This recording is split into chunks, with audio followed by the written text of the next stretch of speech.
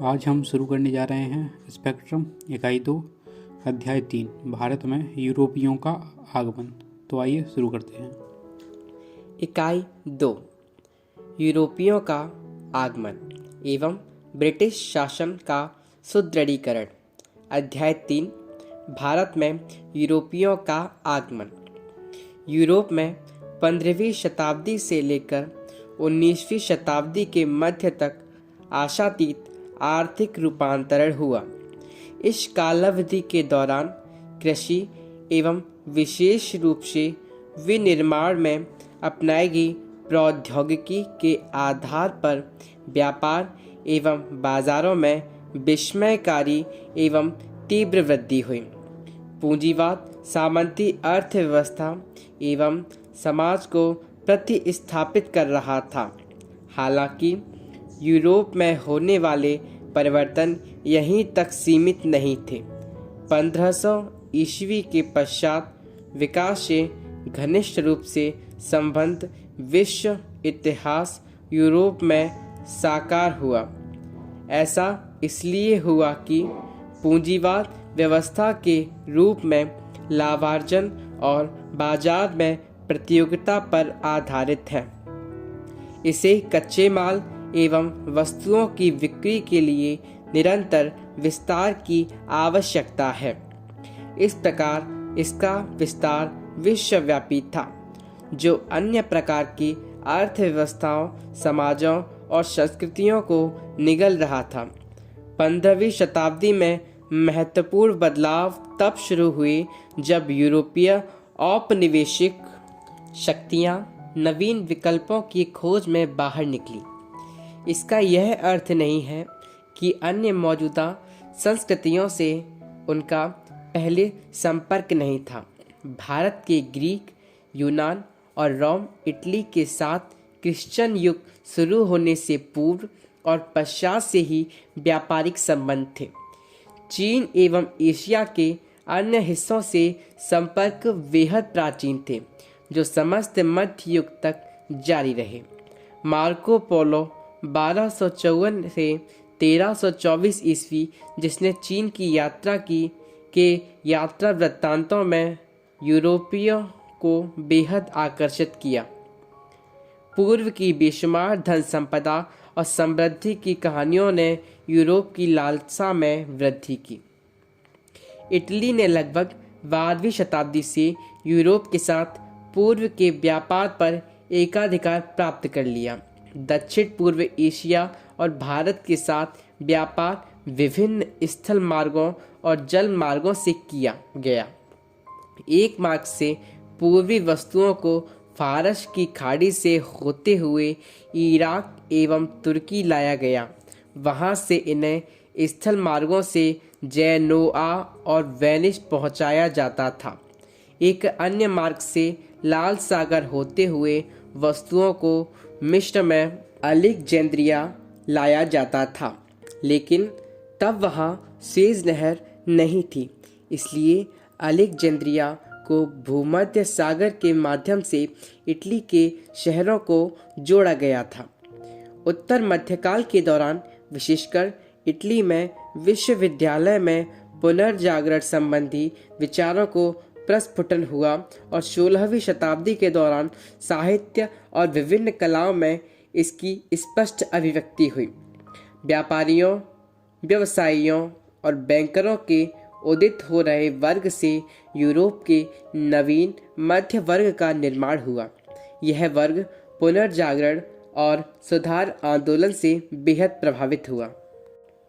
पुनर्जागरण के उद्गम स्थल इटली में व्यापारी 11वीं से 12वीं शताब्दी से ही यूरोपीय देशों को कलात्मक एवं विलासिता की वस्तुओं की आपूर्ति कर रहे थे, जिससे वे बेहद संपन्न थे। इस प्रकार पूर्वी देशों के साथ इटली का व्यापार में वर्चस्व था और यूरोपीय देशों को सामान की बड़ी आपूर्ति इटली द्वारा की जाती थी। यूरोप के कई देश व्यापार के क्षेत्र में इटली के एकाधिकार को तोड़ना चाहते थे। 15वीं शताब्दी से ही अटलांटिक तट पर बसे देश अफ्रीका होकर पूर्व की ओर जाने का वैकल्पिक मार्ग खोज रहे थे। उल्लेखनीय है कि 15वीं शताब्दी के उत्तरार्ध में विभिन्न केंद्रीयकृत राज्यों और शक्तिशाली नरेशों का अभ्युदय हुआ, जिन्होंने भौगोलिक खोजों को बढ़ावा दिया तथा साथ ही खोजियों को वित्तीय मदद भी मुहैया की। पुर्तगाल एवं स्पेन ऐसे देशों में प्रमुख हैं। 15वीं और 16वीं शताब्दियों में मुद्रण और नक्शा बनाने का कार्य तेजी से विकसित हुआ और कंपास, खगोलिक प्रेक्षणशाला, बारूद इत्यादि जैसी प्रौद्योगिकी उपलब्धियों ने खोजियों की अत्यधिक सहायता की। इस प्रकार पुनर्जागरण का अभ्युदय, कृषि में निवेश कम लाभ वाला सिद्ध होना, कच्चे माल की आवश्यकता, नवीन बाजारों की प्राप्ति एवं विस्तार, पूर्व की धन संपदा का आकर्षण, ईसाई मत के प्रसार की उत्कट इच्छा एवं यूरोप में पुरातन व्यवस्था सामंतवाद के स्थान पर नवीन व्यवस्था पूंजीवाद के स्थापित होने के कारणों ने भारत में यूरोपीय औपनिवेशिक शक्तियों के आगमन का मार्ग प्रशस्त किया। पुर्तगाली भारत के लिए समुद्री मार्ग की खोज एवं पुर्तगालियों का आगमन।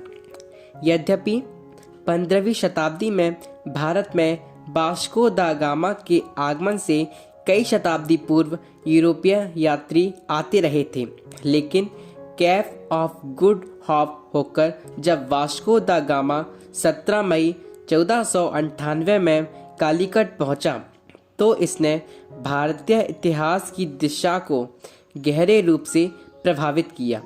पश्चिम में अमेरिका के विपरीत पूरब में यूरोपीय शक्तियां सीधे औपनिवेशीकरण से शुरुआत नहीं कर सकी।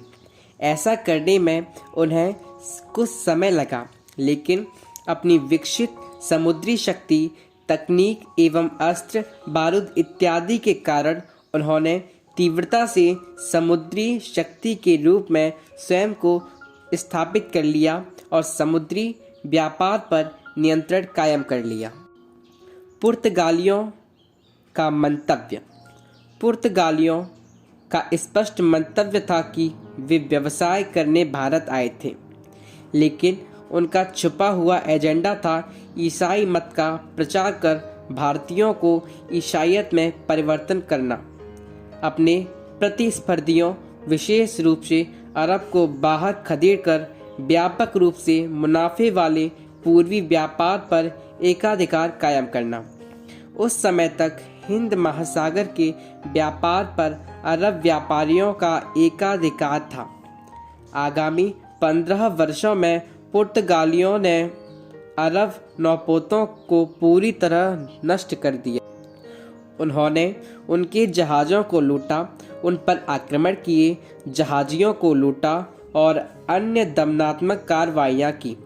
पुर्तगालियों की सुदृढ़ स्थिति के परिप्रेक्ष्य में पुर्तगाल के शासक मैनुअल प्रथम ने 1501 में अरब, फारस और भारत के साथ व्यापार का स्वयं को मालिक घोषित कर दिया। पुर्तगालियों के आगमन के समय भारत की स्थिति। भारत में पुर्तगालियों ने जिस समय आगमन किया, उसने पूर्वी व्यापार को हासिल करने में उनकी अत्यधिक मदद की। गुजरात के सिवाय, जहां शक्तिशाली महमूद बेगड़ा का शासन था, समस्त उत्तर भारत कई छोटी छोटी शक्तियों के बीच विभाजित था। दक्कन में बहमनी साम्राज्य छोटे छोटे राज्यों में विफर गया। कोई भी शक्ति ऐसी नहीं थी जिसके पास नौसैनिक शक्ति हो, और न ही उन्होंने अपनी नौसैनिक शक्ति को विकसित करने के बारे में सोचा। सुदूर पूर्व में चीनी शासक की शासकीय डिक्री मात्र चीनी जहाज़ों की नौवहनीय पहुंच तक सीमित थी, जहां तक अरब व्यापारियों और जहाज़ों के मालिकों का संबंध है, जिन्होंने पुर्तगालियों के आने से पूर्व तक हिंद महासागर व्यापार पर वर्चस्व कायम किया हुआ था। वे पुर्तगाली संगठन एवं एकता से बराबरी नहीं कर सके। भारत आगमन के अभिप्रेरण। वास्तव में 15वीं शताब्दी में पुर्तगाली वेनिस, इटली का एक राज्य की समृद्धि से ईर्ष्या करने लगे और उनके लाभदायी व्यापार में हिस्सा प्राप्त करने के हर संभव प्रयास करने लगे। जैसा कि अरब ने मिस्र एवं पर्शिया पर 7वीं शताब्दी में विजय प्राप्त कर ली, तो यूरोप एवं भारत के मध्य सीधे संचार या संपर्क के मार्ग बंद कर दिए गए। पूरब से वस्तुएं यूरोपीय बाजारों में मुस्लिम मध्यवर्तियों के माध्यम से पहुंचने लगी। वेनिस ने प्राचीन समय से इस व्यापार पर एकाधिकार बनाए रखा और परिणाम स्वरूप बेपनाह धन संपदा एवं प्रभाव अर्जित किया। राजकुमार हेनरी पुर्तगाल का नाविक ने अपना पूरा जीवन भारत को जाने वाले समुद्री मार्ग की खोज में समर्पित कर दिया। 1487 ईस्वी में बार्थोलोम्यो दियाज नामक एक पुर्तगाली अफ्रीका के दक्षिणी सिरे तक पहुंच गया और इस जगह को कैप ऑफ गुड होप कहा गया। यद्यपि वह 1488 में लिस्बन लौट आया और इसके लगभग 10 वर्ष के अंतराल पर 1498 में वास्को दा गामा भारत पहुंचा। वास्को दा गामा की लिस्बन में विजयी वापसी पर पुर्तगाल के सम्राट ने पेड्रो अल्वारेज कैवेरेल ब्राजील का खोजी नेतृत्व में बार्थोलोम्पो डियाज के साथ 13 जहाज़ों और 1200 लोगों का एक अधिक बड़ा बेड़ा भेजा, लेकिन कैबरेल को कालीकट में जमोरिन को परास्त करने के लिए अरबों से युद्ध करना पड़ा। कैबरेल ने कोचीन और कैनोर में व्यापार सुरक्षित करने हेतु कालीकट छोड़ दिया। वह काफ़ी बड़े मुनाफे के साथ लिस्बन लौटा। पुर्तगाली एवं जमोरिन। वास्को दा गामा अक्टूबर 1502 में कालीकट आया। व्यापार एवं विजय हेतु उसके नेतृत्व में एक बड़ा सुसज्जित बेड़ा भेजा गया। जमोरिन से उसके संबंध मित्रतापूर्ण नहीं थे। पूर्वी समुद्र में विशिष्ट वाणिज्यिक प्रभुता हासिल करने की अपनी महत्वाकांक्षा के चलते पुर्तगालियों ने अन्य देशों, विशेष रूप से अरब व्यापारियों को व्यापार के लाभों से वंचित करना शुरू कर दिया और यहाँ तक कि उनका उत्पीड़न किया। पुर्तगाली एशिया के महत्वपूर्ण व्यापारिक स्थलों या अड्डों विक्टोरिया पर कब्जा स्थापित करके अपनी नौसेना की वर्चस्वता को कायम रखना चाहते थे और उसका विकास करने के लिए कटिबद्ध थे। विक्टोरिया ऐसे व्यापारिक स्थल या अड्डे होते थे जहां से नौसैनिक वीरों को सहायता प्रदान की जाती थी। पुर्तगालियों ने अपने पार समुद्रीय विस्तार के लिए विशेष रूप से अफ्रीकी तट पर इसी प्रकार के अड्डों का इस्तेमाल किया।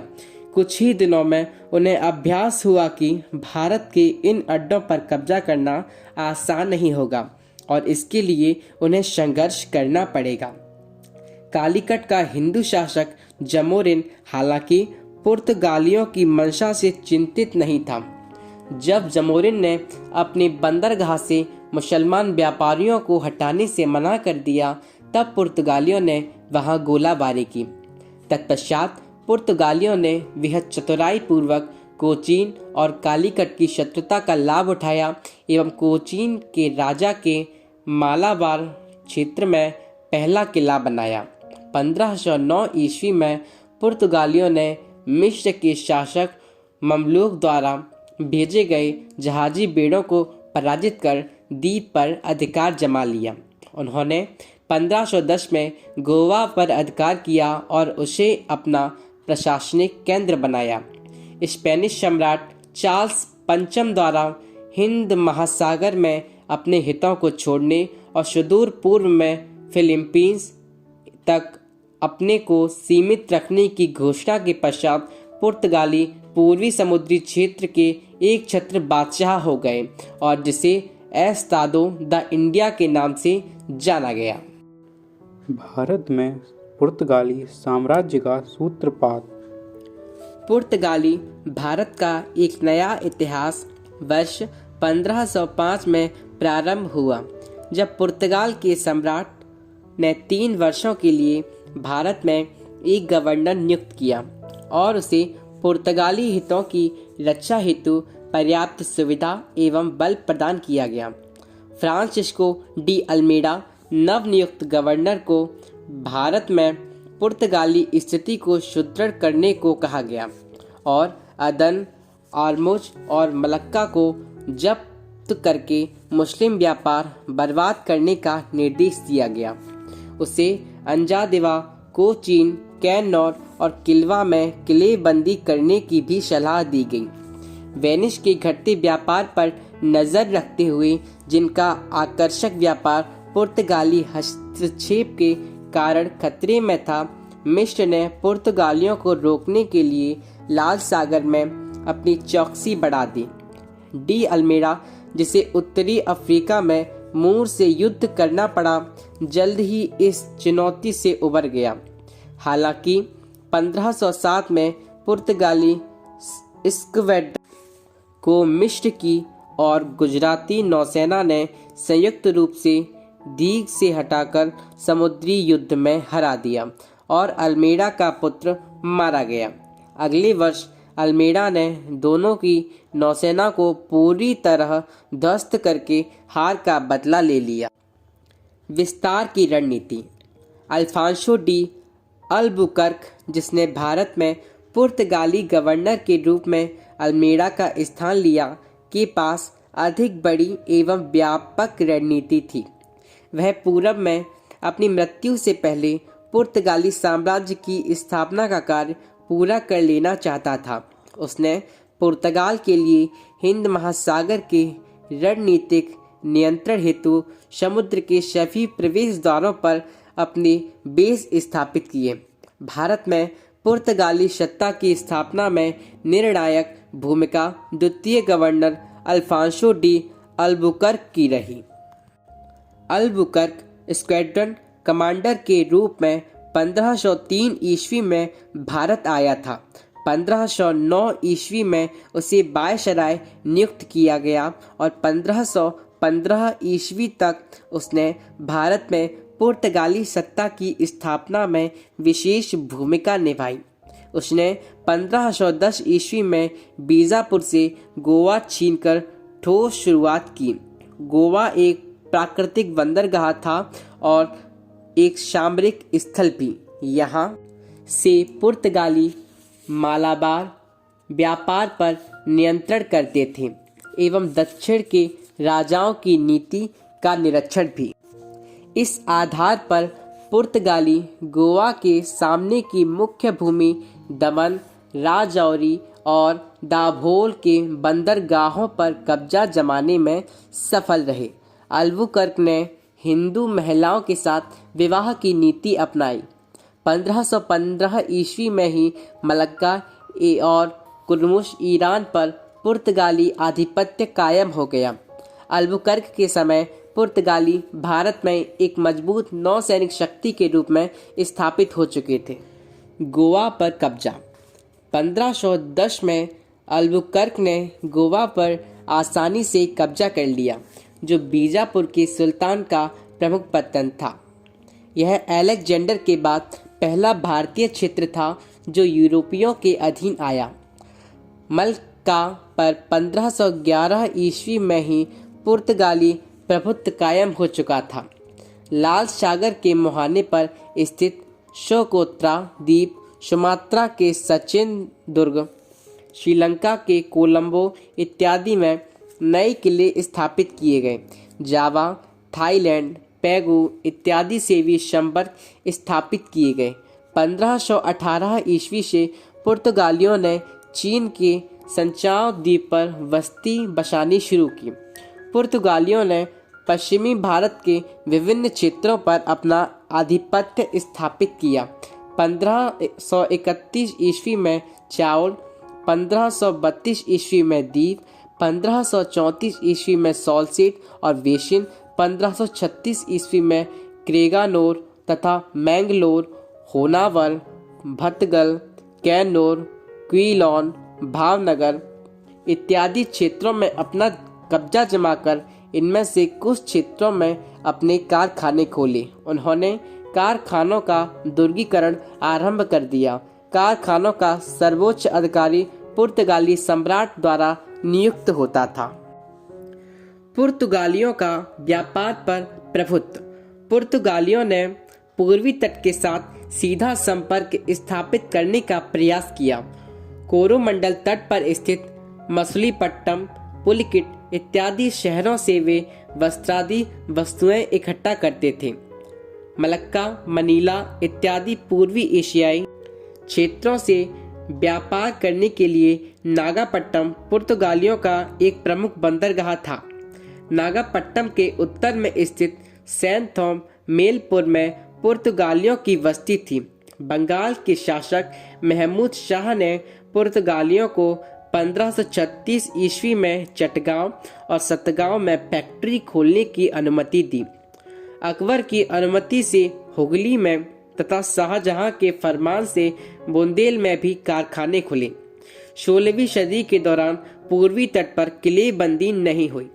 16वीं शताब्दी के आरंभ तक पुर्तगालियों का एशियाई व्यापार पर प्रभुत्व बना रहा।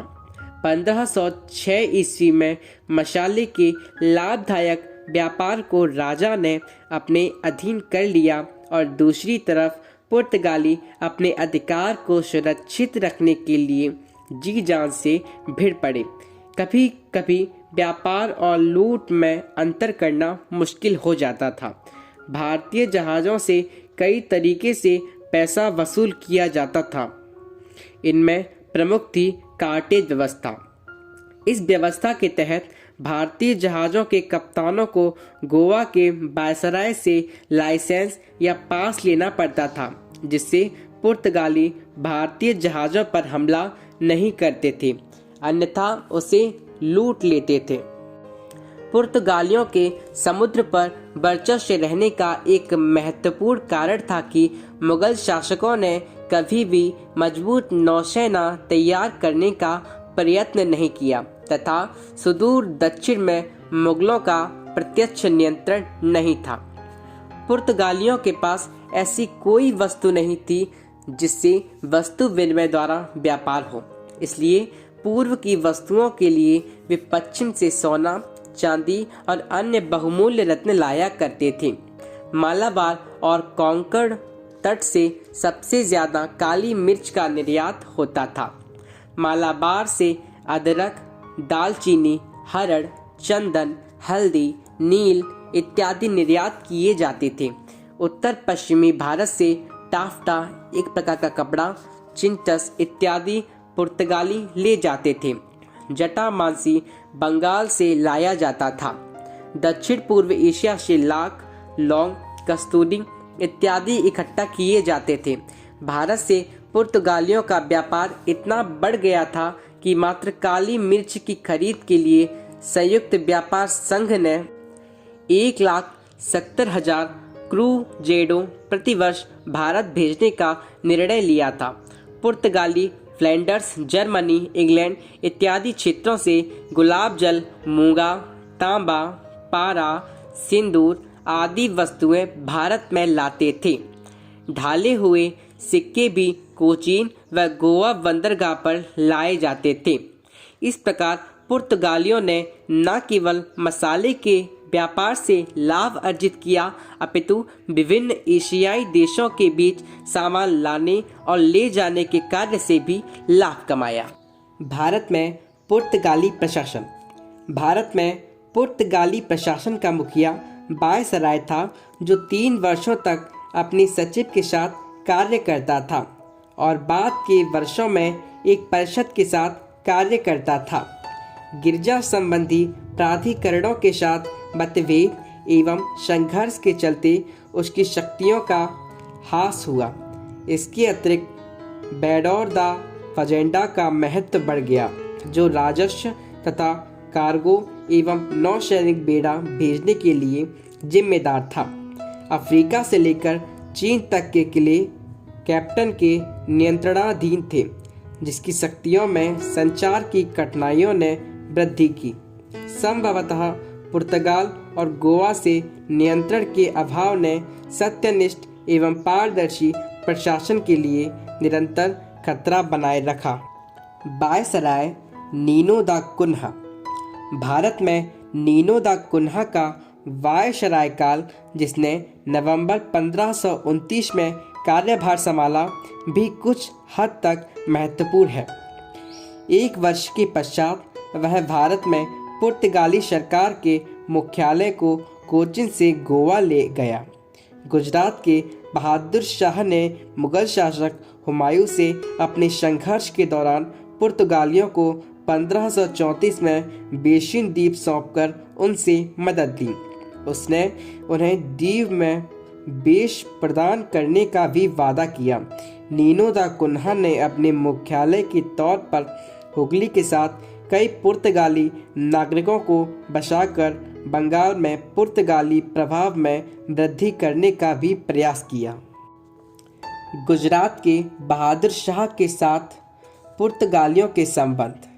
बहादुर के पुर्तगालियों के साथ संबंध उस समय बिगड़ गए जब 1536 में हुमायूं गुजरात से चला गया। चूँकि शहर के निवासियों ने पुर्तगालियों से लड़ना शुरू कर दिया था, बहादुर शाह विभाजन की एक दीवार खड़ी करना चाहते थे। इसका विरोध करते हुए पुर्तगालियों ने आपसी बातचीत शुरू की। वार्ता की एक प्रक्रिया के दौरान बहादुर को एक पुर्तगाली जहाज में बुलाया गया और मार दिया गया। पुर्तगालियों की धार्मिक नीति एवं इसके निहितार्थ। उत्तरी अफ्रीका में मूर पुर्तगालियों के बड़े शत्रु थे। पूरब में आकर पुर्तगालियों ने मूर के साथ मिलकर उसी उत्साह और ईर्ष्या के साथ सभी मुसलमानों का उत्पीड़न किया।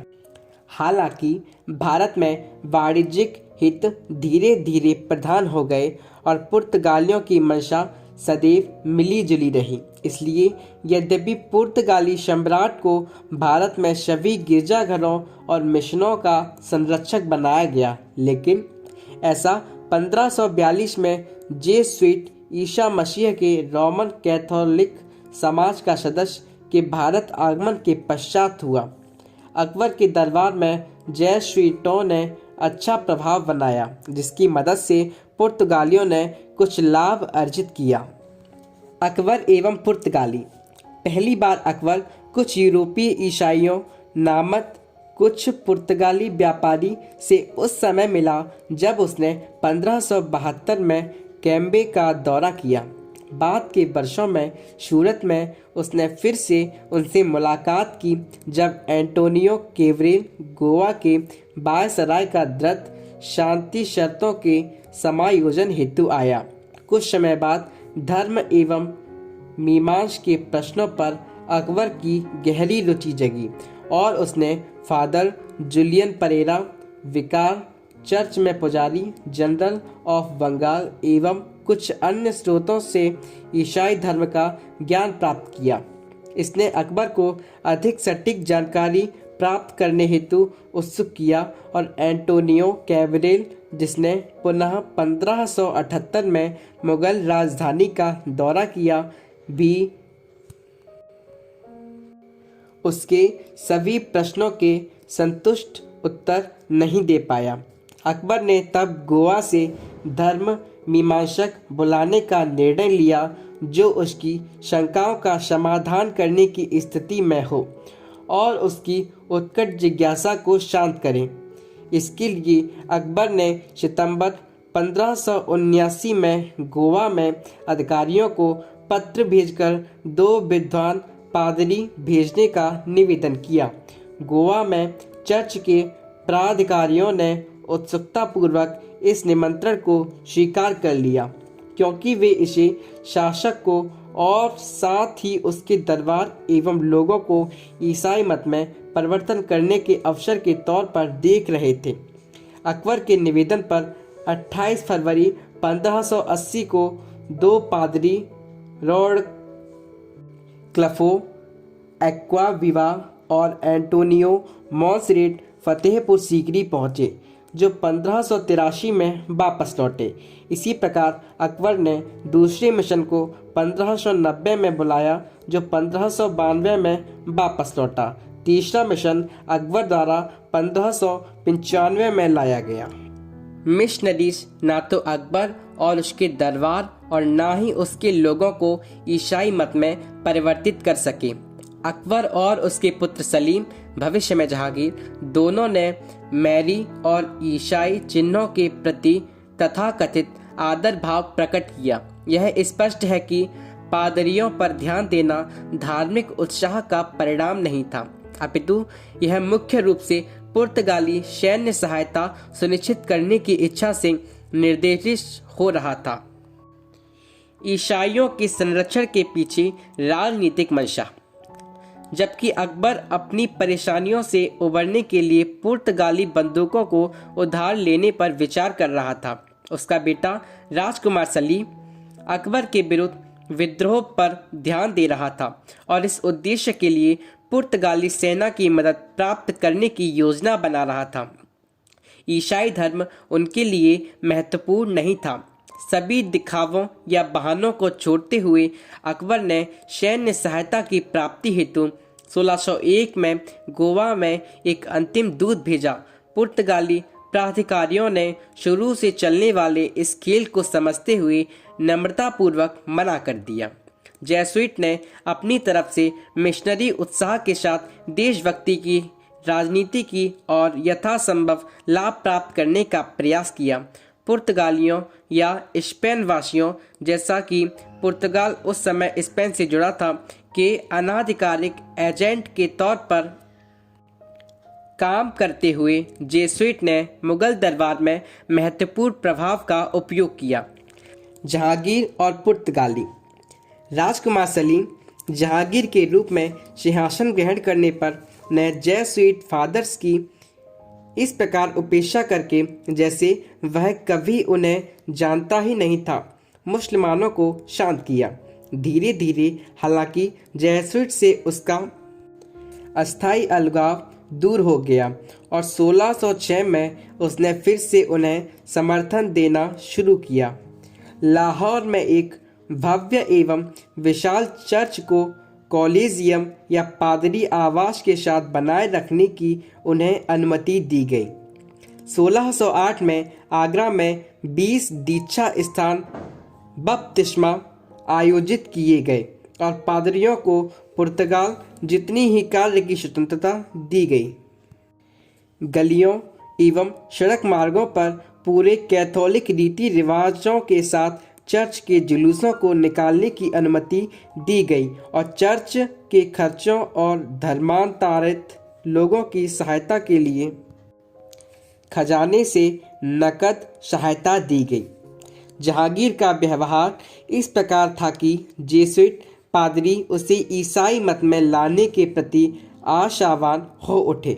उसने ओल्ड एवं न्यू टेस्टामेंट तथा संतों के जीवन से लिए गए धार्मिक विषयों के चित्रों के प्रति असाधारण रुचि दिखाई। आगरा में उसका सिंहासन बपतिस्मा दाता जॉन और अन्य संतों की पेंटिंग से घिरा था। वह अफवाह थी कि जहांगीर ईसाई बन गया और पादरियों के साथ यह विश्वास करने के पर्याप्त कारण थे कि वे वास्तव में उसे ईसाई बनाने में सफल होंगे। अंग्रेजों के प्रति शत्रुता। मुकर्रम खान, जो एक अच्छा खिलाड़ी और जहांगीर का घनिष्ठ मित्र था, को जहांगीर के दूत के तौर पर पुर्तगाली वायसराय से मिलने के लिए एक लंबा इंतजार करना पड़ा। जब वह अप्रैल 1608 में गोवा पहुंचा, वह अपना परिचय पत्र प्रस्तुत नहीं कर सका, जैसा कि पदस्थ वायसराय पुर्तगाल से नहीं आया था। वस्तुतः वह कभी नहीं आया और गोवा में डॉन मेंडोसा ने 1609 में पदभार संभाला। उससे पूर्व सन 1608 में कैप्टन विलियम हॉकिंस सूरत में आ गया। वह अपने साथ भारत में व्यापार की अनुमति हेतु इंग्लैंड के सम्राट जेम्स प्रथम का जहांगीर के नाम एक प्रार्थना पत्र लाया। कैप्टन हॉकिंस की यात्रा।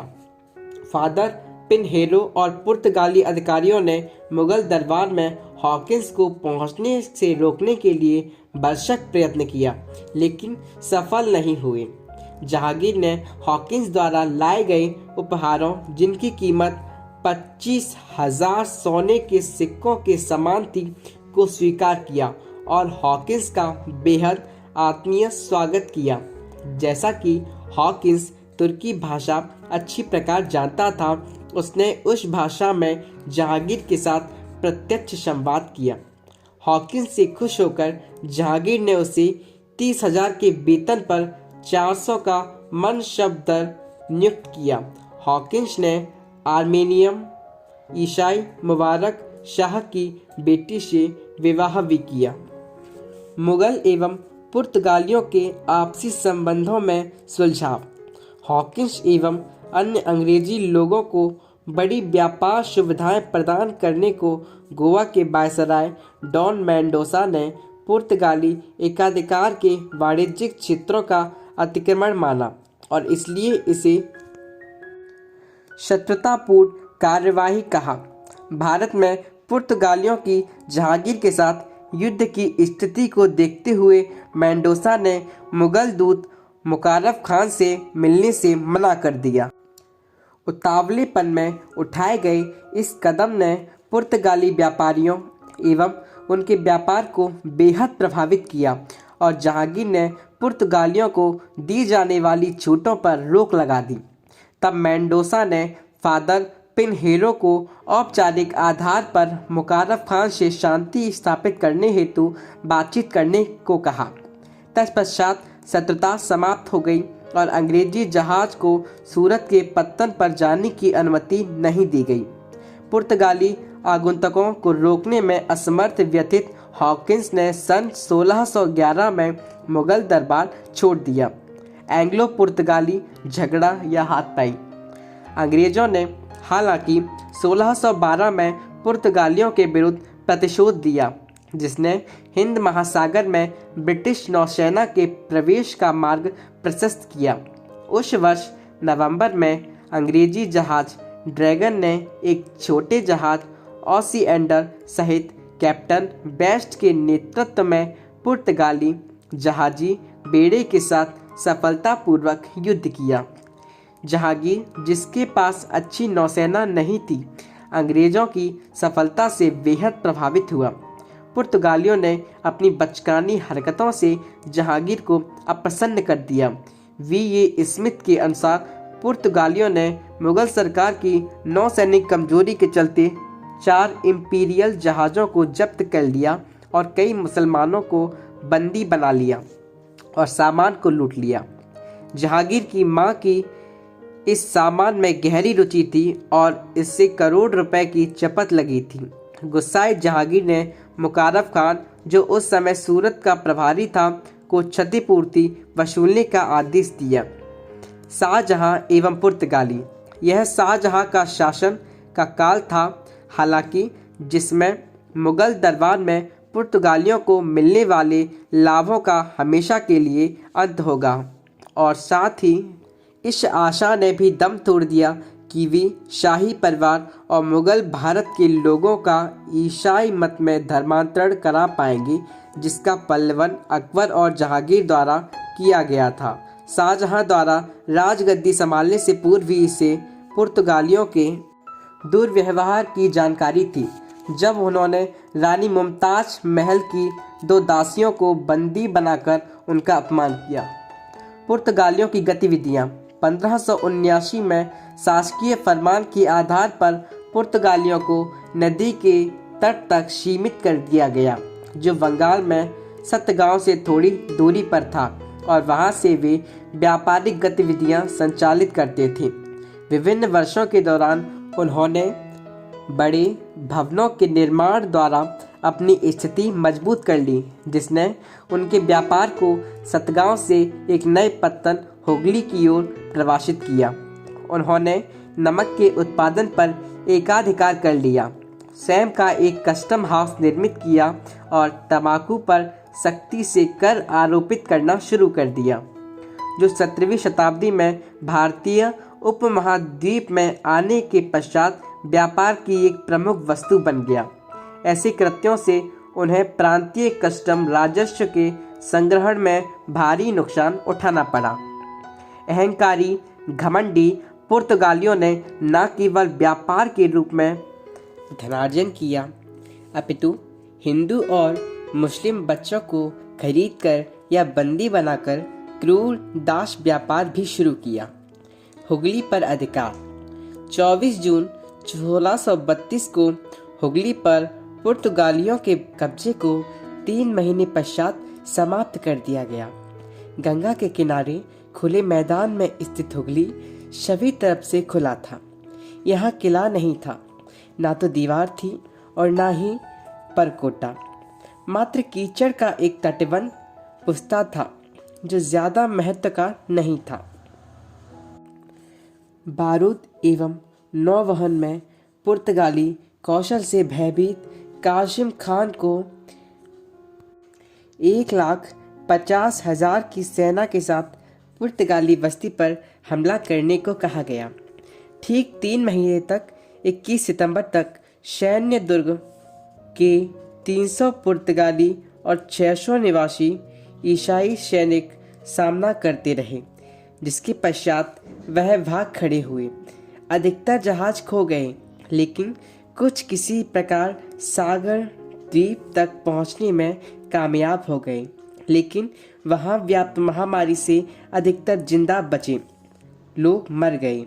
मुगलों के 1000 लोग मारे गए, लेकिन उन्होंने 400 लोगों को बंदी बना लिया, जिन्हें आगरा लाया गया। बंदियों को इस्लाम धर्म अपनाने या दास्ता स्वीकार करने का विकल्प दिया गया। ईसाइयों का अत्याचार कुछ समय तक जारी रहा, जिसके बाद यह धीरे धीरे खत्म हो गया। पुर्तगालियों का पतन। 17वीं शताब्दी के प्रथम दशक में पूर्व में स्थापित पुर्तगाली साम्राज्य लगभग समाप्त हो गया और इसका स्थान डचों और अंग्रेजों ने ले लिया। इसके कई कारण थे। 1580 में पुर्तगाल स्पेन के राजा के साथ जुड़ गया और स्पेन के पतन के साथ साथ इसका भी पतन हो गया। 1588 के नौसेना युद्ध के अंग्रेजों ने स्पेन को करारी शिकस्त दी, जिसके बाद स्पेन की नौसैनिक शक्ति क्षीण हो गई। पुर्तगाल के अंदरूनी मामलों ने उसकी शक्ति कमजोर की। समाज में कुलीन वर्ग का प्रभुत्व था और व्यापारियों का इतना सामाजिक प्रभाव नहीं था कि वे राज्य को अपने हितों की पूर्ति के लिए प्रभावित कर सकें। पुर्तगाल में सम्राट निरंकुश था। धर्म के मामले में पुर्तगाली असहिष्णु एवं धर्मांध थे और कई स्थानों पर उन्होंने लोगों को जबरन धर्म परिवर्तन किया। विक्टोरिया मात्र एक व्यापारिक अड्डा था, जिसे क्षेत्रीय राज्य के रूप में बदलने की राजनीतिक इच्छा शक्ति नहीं दिखाएगी। पुर्तगालियों ने स्वयं को एकाधिकार व्यापार के मुनाफों तक ही सीमित रखा। उनका नियंत्रण कुछ क्षेत्रों उत्तरी अफ्रीका द्वीप, दमन, गोवा, तिमोर और माकाओ तक ही सीमित रह गया। भारतीय शासकों एवं जनता के प्रति धार्मिक असहिष्णुता। उन्होंने डकैती और लूटमार को अपनी नीति का भाग बनाया। उन्हें डचों और अन्य यूरोपीय व्यापारिक शक्तियों से संघर्ष करना पड़ा। वास्तव में पुर्तगाली आर्थिक और राजनीतिक रूप से दूसरी पश्चिमी शक्तियों से प्रतिस्पर्धा करने में अक्षम थे। ब्राजील की खोज के बाद उनका भारत की ओर ध्यान कम हो गया।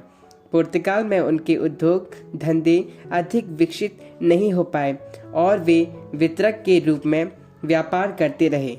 पुर्तगाली व्यापारियों पर पुर्तगाली राजा का अत्यधिक नियंत्रण था। डच आगमन एवं गतिविधियां। स्पेन का पतन होने के पश्चात पुर्तगाली शक्ति बिखर गई और 17वीं शताब्दी के मध्य तक डचों ने उसका स्थान ग्रहण कर लिया। 16वीं शताब्दी से ही डच अपनी वाणिज्यिक और नौसैनिक शक्ति को बढ़ा रहे थे। वे पुर्तगालियों द्वारा लाए गए पूरब के सामान को लिस्बन में एंटवर्प पहुंचाया करते थे, जहां से वह यूरोप के बाजारों में पहुंचाया जाता था। डचों ने व्यापारिक संगठन और तकनीक तथा जहाजरानी में नवीन प्रयोग किए। 17वीं शताब्दी में उन्होंने फ्रूट शिप का निर्माण किया, जो अपने आप में एक अनोखा और अद्भुत जहाज था। यह फ्रूट शिप बेहद हल्का था और इसे खेने के लिए कम लोगों की ज़रूरत पड़ती थी। इससे आने जाने के खर्च में कटौती हुई। डच जहाज भारी और धीमी गति से चलने वाले पुर्तगाली जहाज़ों से श्रेष्ठ सिद्ध हुए। डचों ने नीदरलैंड से स्पेन वासियों को हटाने के लिए कड़ा संघर्ष किया था। उन्होंने एक राष्ट्रीय भावना के अंतर्गत भी पुर्तगालियों से मसाले का व्यापार छीनने का भी संकल्प किया। डचों ने अंग्रेजों की भांति भारत समेत अंतर्राष्ट्रीय व्यापार व्यवस्था को एक नया मोड़ दिया था। डचों की व्यापारिक कंपनी की सबसे बड़ी विशेषता यह थी कि वह पूर्णतः व्यापारिक संस्था थी। 17वीं शताब्दी में हॉलैंड यूरोप में आरंभिक वाणिज्यवादी गतिविधियों का एक प्रमुख केंद्र था। एम्स्टर्डम में 1609 ईस्वी में एक्सचेंज बैंक तथा 1614 ईस्वी में क्रेडिट बैंक ऑफ एम्स्टर्डम आरंभ हुए। एशियाई वस्तुओं की बिक्री एम्स्टर्डम में होने लगी, जिससे कि यह पुनः निर्यात व्यापार का एक मुख्य केंद्र बन गया। एशियाई वस्तुओं के व्यापार द्वारा अधिक मुनाफा कमाने की महत्वाकांक्षा ने डचों को हिंद महासागरीय एवं एशियाई क्षेत्रों की ओर प्रवृत्त किया। डच ईस्ट इंडिया कंपनी की स्थापना। यह एक वाणिज्यिक उद्यम था जिसने डच को पूरब की यात्रा करने के लिए प्रवृत्त किया। कार्नेलिस डी हाउटमैन पहला डच था जो 1596 में सुमात्रा और बंताम पहुंचा। इसने डच को आगामी उद्यम के लिए प्रोत्साहित किया और अगले कुछ वर्षों के दौरान भारतीय व्यापार के लिए एक नई कंपनी बनाई। मार्च 1602 ईस्वी में डच संसद द्वारा पारित उद्घोषणा से डच संयुक्त कंपनी की स्थापना हुई, जिसमें कई स्वतंत्र एवं समृद्ध डच व्यापारी सम्मिलित हो गए। डच ईस्ट इंडिया कंपनी वेरिनिट ओस्ट इंडिज कंपनी BOC की कुल आरंभिक पूंजी 6500 गिल्डर थी। इस कंपनी को भूमध्य सागर के पूर्व में व्यापार करने की अनुमति मिली थी। कंपनी का पूर्वी केंद्र बैटविया में स्थित था। भारत में डच फैक्ट्रियों की स्थापना। डचों ने भारत और हिंद महासागरीय क्षेत्रों में पुर्तगाली सत्ता को चुनौतियां देते हुए अनेक बस्तियों और व्यापारिक केंद्रों की स्थापना की। भारत में डच संस्थापना की सबसे बड़ी विशेषता यह रही कि पुलिकट स्थित गैलरिया के दुर्ग को छोड़कर शेष बस्तियां अदुर्गीकृत थीं। भारत के पूर्वी भाग, पूर्वी तटीय क्षेत्र और पश्चिमी तट पर डचों ने अपनी फैक्ट्रियां स्थापित की। 1605 ईस्वी में मुसलीपट्टम में, 1610 ईस्वी में पुलिकट में, 1616 ईस्वी में सूरत में बिमिलपट्टम, 1641 ईस्वी में, 1645 ईस्वी में करिकल में, 1653 ईस्वी में चिंसुरा में, 1658 ईस्वी में कासिम बाजार, पटना, बालाशोर व नेगापट्टम में तथा 1663 ईस्वी में कोचीन में डचों ने अपनी फैक्ट्रियां स्थापित की। भारत के अतिरिक्त बाह्य समीपवर्ती क्षेत्रों पर भी डचों ने अपना प्रभुत्व जमाया था। डचों ने 1605 ईस्वी में अम्बोयना, 1619 में मसाला द्वीप तथा 1658 ईस्वी में श्रीलंका जीती। 1641 ईस्वी में मलक्का में भी डचों की पुर्तगालियों पर विजय हुई। भारत में अपनी व्यापारिक धाक जमाने में डचों को स्थानीय शासकों से व्यापारिक सुविधाएं मिली। गोलकुंडा के सुल्तान जिंजी, मदुरै और तंजावुर के नायकों ने डचों को कम शुल्क पर व्यापार करने की छूट दी। कोचीन के मुट्टा शासन ने विशेष व्यापारिक सुविधाएं प्रदान की, जिनमें सबसे महत्वपूर्ण था पुड़ाक्कर और क्रांगनूर के मध्य क्षेत्र में काली मिर्च के व्यापार का एकाधिकार। उत्तरी एवं दक्षिणी कोरोमंडल में डचों को चुंगी में रियायत मिली तथा वस्त्र व्यापार में उन्हें मोहर शुल्क से मुक्त कर दिया गया, जबकि अन्य विदेशी व्यापारिक कंपनियों को यह कर देना पड़ता था। पुर्तगाली सत्ता पर डचों का प्रहार। डचों की व्यापारिक संस्था वॉक एक नवीन प्रकार की संस्था थी और डचों के इस प्रयोग से पुर्तगालियों की व्यापारिक सत्ता को तोड़ने में मदद मिली। मुनाफे और पूंजी पर नियंत्रण तथा उनके निवेश द्वारा स्थायी पूंजी का निर्माण कंपनी की मुख्य कार्यनीति थी। 1632 ईस्वी में हुगली क्षेत्र से पुर्तगालियों को डचों ने हटाना शुरू किया। 1658 ईस्वी में श्रीलंका से डचों ने पुर्तगालियों को हटाया। 1659 ईस्वी में तंजौर तट पर स्थित नेगापट्टम डचों ने पुर्तगालियों से जीता। डच व्यापार। एशियाई संपर्क के आरंभिक चरण में डच मूलतः काली मिर्च एवं अन्य मसालों के प्रति रुचि रखते थे। चूँकि ये मसाले मुख्यतः इंडोनेशिया में मिलते थे, अतः डचों का वह मुख्य केंद्र बन गया। इन्होंने कोरोमंडल तट से भारतीय वस्त्र को दक्षिण पूर्व एशिया में लाकर भारी मुनाफा कमाया। मद्रास के दक्षिण में से ड्रासपट्टम विशेष वस्त्र हेतु प्रसिद्ध था।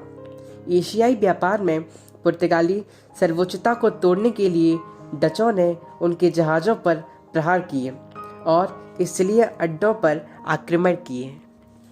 मछलीपट्टम से नील का निर्यात किया जाता था। डचों ने शोरे की निर्यात व्यापार को बहुत प्रोत्साहित किया। अफीम, रेशम और सूती वस्त्र को जावा और चीन में बेचकर डचों ने लाभ कमाया। डच दलालों के माध्यम से बनकरों से संपर्क करते थे। वैसे कभी कभी वे कारीगरों को सीधा रोजगार भी देते थे। गोलकुंडा के एक गांव के निवासी जब लगान नहीं चुका सके, तब डचों ने लगान की रकम चुकाकर उनसे सेवाएं प्राप्त की। 1650 के दशक में डच कंपनी ने काशिम बाजार में स्वयं रेशम की चक्री का उद्योग स्थापित किया था। डच अंग्रेज संघर्ष। समस्त 17वीं शताब्दी के दौरान डच ने पुर्तगालियों के प्रभाव को समाप्त करके पूरब में मसालों के व्यापार पर एकाधिकार सुनिश्चित कर लिया। मसाले के व्यापार पर उनके अधिकार, कंपनी की संपत्ति और उनकी योग्यता ने इन सभी क्षेत्रों में व्यापार में उनके एक बड़े हिस्से को सुनिश्चित किया। पुर्तगालियों द्वारा नियंत्रित अंतर एशियाई व्यापार पर डच ने कब्जा कर लिया। पुर्तगालियों के नियंत्रित क्षेत्रों गोवा, मालाबार के कारखाने और श्रीलंका के साथ उनके दाल चीनी के व्यापार पर कई आक्रमण किए। व्यापार के दिनों में गोवा को चारों तरफ से बंद कर दिया गया। 1641 में मलक्का पर कब्जा कर लिया गया और 1655 से 1656 में कोलंबो और 1659 से 63 में कोचीन पर कब्जा हासिल कर लिया गया। इसके साथ ही डचों ने वास्तविक रूप से पुर्तगालियों का वर्चस्व समाप्त कर दिया, लेकिन अंग्रेजों के रूप में उनका एक प्रतिद्वंदी बाकी था। उन्होंने यमुना घाटी और मध्य भारत में नील का उत्पादन, कपड़ा एवं सिल्क का बंगाल, गुजरात एवं कोरोमंडल, बिहार में साल्टपीटर, शोला और अफीम तथा चावल का उत्पादन गंगा घाटी में किया। 17वीं शताब्दी के मध्य से भारत तथा हिंद महासागरीय क्षेत्र में प्रभुता की स्थापना के लिए डच और अंग्रेजों में संघर्ष आरंभ हो गए। 17वीं शताब्दी के उत्तरार्ध में 3 आंग्ल डच युद्ध यूरोप में लड़े गए, जिनमें अंग्रेजों की विजय हुई। उल्लेखनीय है कि 1717 ईस्वी में अंग्रेजों को मुगल व्यापारिक फरमान मिलने पर डच शक्ति पिछड़ने लगी। तीसरे एंग्लो डच युद्ध 1672-74 में सूरत और बॉम्बे की अंग्रेजों की नई बस्ती के बीच संचार निरंतर ध्वस्त होने लगे। 2-3 अंग्रेजी जहाज़ों पर बंगाल की खाड़ी में कब्जा कर लिया। 1759 में बेदरा युद्ध में अंग्रेजों द्वारा पराजित होने पर भारत में डच महत्वाकांक्षाएं चकनाचूर हो गईं और डच शक्ति पूर्वी एशिया के द्वीपों तक सिमटकर रह गई। डचों का पतन। लगभग 3 शताब्दियों तक पूर्वी द्वीप समूह पर डचों का अधिकार रहा, परंतु अंग्रेजों ने भारत में उन्हें स्थापित नहीं होने दिया। जिस शक्ति के साथ डचों ने पुर्तगालियों को पराजित किया था, वह शक्ति अंग्रेजों के विरुद्ध लड़ाई में काम नहीं आ सकी। आरंभिक वर्षों में डचों एवं अंग्रेजों के बीच अच्छे संबंध थे, किंतु बाद में व्यापारिक प्रतिद्वंद्विता के कारण वे एक दूसरे के शत्रु बन गए। आरंभ में डचों ने कुछ हद तक अंग्रेजों का मुकाबला भी किया, परंतु बाद में अंग्रेजों ने उन्हें दबा दिया। डच कंपनी राष्ट्रीय अधिकारिता में थी, जिससे डच कर्मचारियों में अंग्रेजी कंपनी के कर्मचारियों के समान नेतृत्व की भावना तथा उत्साह का अभाव था। डच कंपनी के अधिकारियों का वेतन बहुत कम था, इसलिए वे अपनी निजी व्यापार में ही ज़्यादा सक्रियता दिखाते थे। प्रत्यक्ष अथवा अप्रत्यक्ष रूप से वे कंपनी के हितों की अनदेखी करते थे। अधिकारियों की अपेक्षापूर्ण नीति के कारण डच कंपनी की स्थिति निरंतर खराब होती गई। हॉलैंड लंबी अवधि तक पराधीन रहा था, इसलिए उसके पास साधनों की पर्याप्तता नहीं थी, जबकि दूसरी ओर इंग्लैंड सदा स्वाधीन रहा था और उसके पास साधनों की प्रचुरता थी। इसलिए इंग्लैंड अपनी इच्छा के अनुसार साधनों एवं शक्ति में वृद्धि करने तथा आवश्यकता अनुसार उनका उपयोग करने में भी सफल रहा। बाद के वर्षों में डच व्यापारियों ने भारत की अपेक्षा दक्षिण पूर्वी एशिया के मसालों की द्वीपों की ओर अपना ध्यान केंद्रित किया। इन्हीं द्वीपों में अपनी विकासात्मक गतिविधियों को केंद्रित करने के कारण डचों को भारत में स्थित अपनी बस्तियों से हाथ धोना पड़ा। यूरोप में अपनी स्थिति खो देने तथा समुद्र पर अधिकार खो देने के पश्चात कोई भी शक्ति पूर्व में अपनी प्रमुखता नहीं बनाए रख सकती थी, और ऐसा ही डचों के साथ भी हुआ।